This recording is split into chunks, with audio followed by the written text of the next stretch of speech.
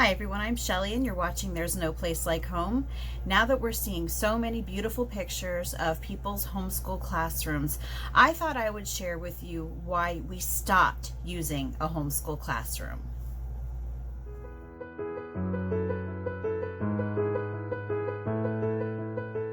You simply cannot escape it.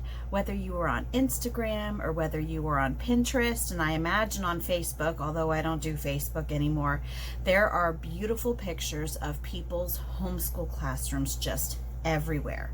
And so this video that I'm making today is not to denigrate people who use homeschool classrooms, because for some people they really do work.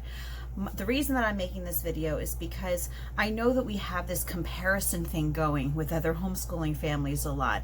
So I wanted to bring this topic up so that you would know that if you yourself choose that a homeschool room is not right for you, it's okay, and it doesn't mean that you're doing anything wrong. So, full disclosure, the house that I am living in now isn't even big enough for me to have a homeschool room. But in the beginning of our homeschooling, we were living in a much bigger house, and we did have a room right in the front of our house. It was a beautiful sunlit room, windows everywhere, that we used for what I would call my classroom. And there are different styles that people use for their homeschool rooms. Some people use just really comfy ones with comfy chairs and lots of stuffed animals, lots of little reading spaces.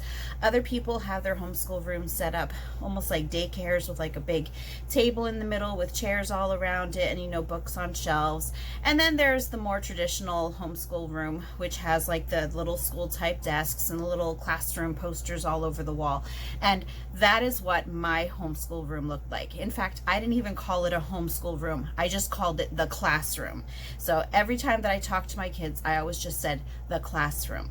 And yeah, I did have my classroom looking very much like an actual traditional school classroom. I had a huge chalkboard in the front.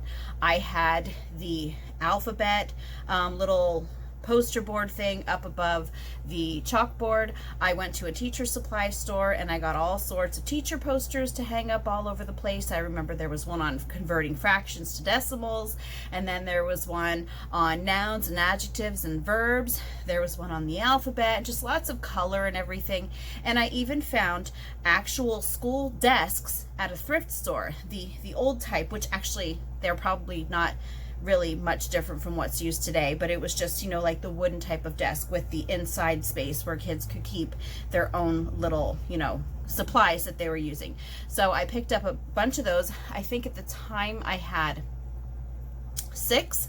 I think I had bought 6. So I had these all lined up. So 2 rows of 3 in this classroom that I had. And yeah, if you would look at it now, that would have been Pinterest worthy. I actually would have had something that was Pinterest worthy.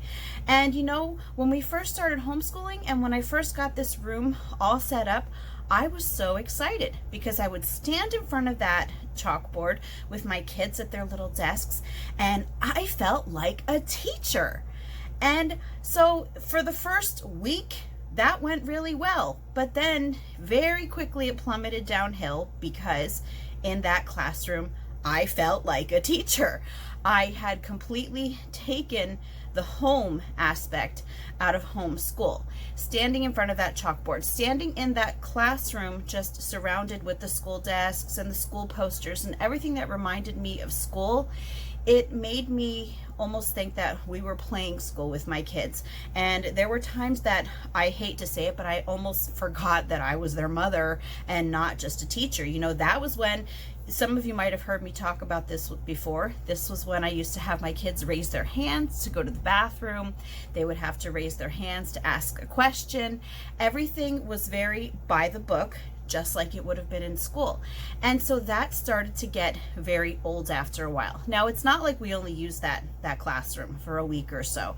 We used that classroom for a couple of years.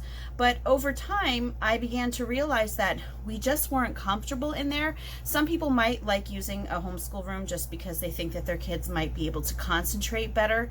But with us, there was no comfort. So what I eventually did was I first moved us all to the dining room. We kept all of our school supplies in the classroom, but we moved into the dining room where, you know, it was a bit cozier. It was a little bit more homey in there. And it seemed that it worked a lot better for my kids to be sitting at one table, you know, all together, not at these little school desks. And actually from there, we eventually moved to the living room and started doing our schoolwork on the sofa. And to this day, that is where we still prefer to do our schoolwork, is either on the sofa or on the living room floor, just because I have finally reached that point in time where I'm not concerned about the school aspect of homeschooling. I want my kids to remember the home part. Yes, my kids are being educated, but it doesn't have to look anything like what it did in school. So if my kids are more comfortable sitting on the sofa, covered up with a blanket, doing their schoolwork, I'm fine with that. If my kids want to just plop themselves down on the floor and, you know, maybe have their doll next to them and their cats and our cat sitting on their books, if they want to do their schoolwork that way, I'm fine with that too.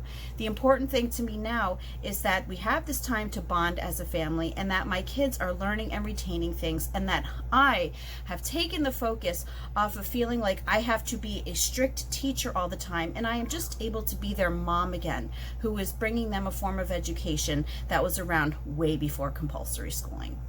That's all that I have for you today. If you like this video, give it a thumbs up. If you haven't subscribed yet and would like to hear more of what I have to say, I would love if you would do that. If you have any questions or comments, you can leave one over on Instagram because YouTube disables my comments. And if you like my work and would like to check out my Patreon page, I will leave a link in the description box for that as well. And I hope you have a great day.